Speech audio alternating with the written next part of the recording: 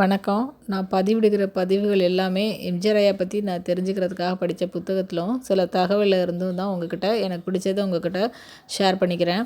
இன்றைக்கி அதே மாதிரி ஒரு பகிர்வு.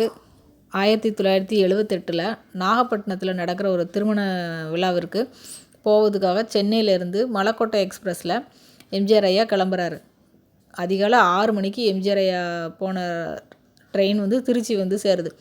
அறிவிப்பு கொடுத்துட்டு வந்தாலும் சரி, ஆரவாரமே இல்லாமல் வந்தாலும் சரி, அதிகாலை நேரமாக இருந்தாலும் சரி, அர்த்த ஜாமமாக இருந்தாலும் சரி, அலைக்கடலான மக்கள் அவரை பார்க்குறதுக்காக காத்து கிடக்குறாங்க.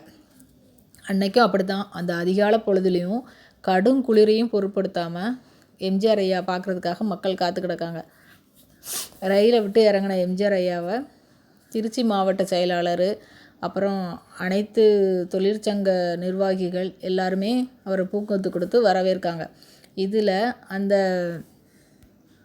அந்த சங்கத்தோட செயலாளர் எம்ஏ பட்டதாரியாக இருக்கிற இளைஞர் ஒருத்தர் எம்ஏ ரகுநாதன் பேர். அவர் ஒரு மனுவை எம்ஜிஆர்கிட்ட நீட்டுறாரு. வாங்கிக்கிட்ட எம்ஜிஆர் ஐயா அதை மடித்து தன்னோட இடது பக்க ஜிப்பா பாக்கெட்டுக்குள்ளே வச்சுக்கிறாரு. பிறகு அங்கேருந்து மன்னர்புரத்தில் இருக்கிற விருந்திரன் மாளிகைக்கு போய் அங்கே ரெடியாகி மறுபடியும் ரயில்வே ஜங்ஷனுக்கு வராரு. அங்கே மறுபடியும் அவர் ரகுநாதனை பார்க்குறாரு. நீ தான் மனு கொடுத்துட்டியே, அப்புறம் எதுக்கு இங்கே நிற்கிற, வேறு எதுவும் வேணுமா அப்படின்னு சொல்லி கேட்குறாரு. ஐயா, அந்த மனுவை படிச்சுட்டு அதில் உள்ள கோரிக்கையை நிறைவேற்றிட்டிங்கன்னா அந்த தொழிலாளர்களுக்கு எல்லாம் உங்களால் ஒரு விமோசனம் கிடக்குங்க ஐயா அப்படின்னு சொல்லி சொல்கிறாரு. உடனே எம்ஜிஆர் ஐயா சிரிச்சுக்கிட்டே, நீ என்கிட்ட மட்டுமா மனு கொடுத்துருக்க, எல்லாருக்கிட்டேயுமே கொடுத்துருக்கேன்னு சொல்லி ஒரு 4-5 பேர் சொல்கிறாரு. இவ்வளோ பேர்ட்டையும் கொடுத்துட்டு அப்புறமா நேரில் என்கிட்டையும் கொடுத்துருக்க, நான் அது படிக்காமல் இருப்பேனா அப்படின்னு சொல்கிறாரு. இதை கேட்ட உடனே அவருக்கு அப்படியே ஷாக் ஆகிடுச்சு. ஓ ஐயா இதெல்லாம் நோட் பண்ணுறாரு போலையே அப்படின்னு நினச்சிக்கிறாரு. அப்புறமா சரி, நீ அந்த மனுவில் என்ன எழுதியிருக்கன்னு நீயே சொல்லு அப்படின்னு சொல்கிறாரு. உடனே அவர், ஐயா திருச்சியில் மட்டும் இல்லாமல் தமிழ்நாடு முழுவதும் மளிகை கடை, மருந்து கடை, பெட்டி கடை, பீடா கடை, ஹோட்டல், இதில் சின்ன கடை பெரிய கடை அப்படின்னு எதுனாலும் நிறைய கடைகளில் லட்சக்கணக்கான தொழிலாளர்கள் வேலையில் அமர்த்தப்படுறாங்க. இவங்களுக்குன்னு தனியாக சம்பள நிர்ணயம் கிடையாது, வேலை நிர்ணயம் கிடையாது, நேர நிர்ணயம் கிடையாது, சம்பளத்தோட விடுமுறை கிடையாது, இஎஸ்ஐ, பிஎஃப், சர்வீஸ் புக்கு இப்படின்னு எதுவுமே கிடையாதுங்கய்யா.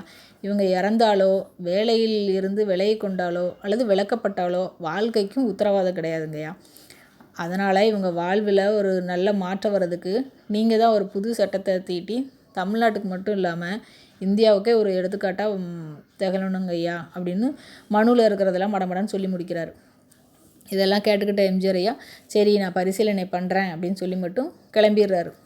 2 நாள் கழித்து சாயங்கால வேளத்தில் தில்லை நகர் தெருவில் நண்பர்களோட ரகுநாதன் பேசிக்கிட்டு இருக்கும்போது மாலை பேப்பரோட ஒருத்தர் ஓடி வர்றாரு. அண்ணன், நீங்கள் வச்ச கோரிக்கையை புரட்சித் தலைவர் எம்ஜிஆர் ஐயா சட்டமன்றத்தில் சட்டமாக்கிட்டாருண்ணே அப்படின்னு சொல்லி ரொம்ப சந்தோஷமாக சொல்கிறாரு. அதை வாங்கி பார்த்த ரகுநாதனுக்கு ரொம்ப சந்தோஷம், அதிர்ச்சி வேறு. என்ன அதிசயம், நான் யார், என்னோடய தகுதி என்ன, முகவரி அப்படின்லாம் ஒன்றுமே இல்லாத நான் ஒரு சாதாரண சாமானியன்தான். ஆனாலும் நான் சொல்கிற கோரிக்கையை அவர் அவ்வளோ மெனக்கிட்டு இவ்வளோ பண்ணியிருக்காரு அப்படின்னு சொல்லி அவருக்கு ரொம்ப ஆச்சரியமாக இருக்குது. அப்புறம்தான் பேப்பரை வாங்கி படிக்கிறாரு. அதில் கடை சட்டம், ஷாப் ஆக்ட், இதில் ஏபிசின்னு 3 பிரிவாக பிரித்து சென்னை ஏ பிரிவு, திருச்சி, மதுரை, சேலம் மாவட்டங்களை பி பிரிவு, திருநெல்வேலியுடன் சில மாவட்டங்களை சி பிரிவு அப்படின்னு பிரித்து அந்த தொழிலாளர்களுக்கு சம்பள நிர்ணயம், வேலை நிர்ணயம், விடுமுறை, இஎஸ்ஐ, பிஎஃப்னு எல்லாமே ஒரு சலுகைகளை அடங்கிய சட்ட ஷரத்துக்களை படிக்கிறார். படிக்கவும் அவருக்கு ரொம்ப கண்ணீர் வந்துடுது.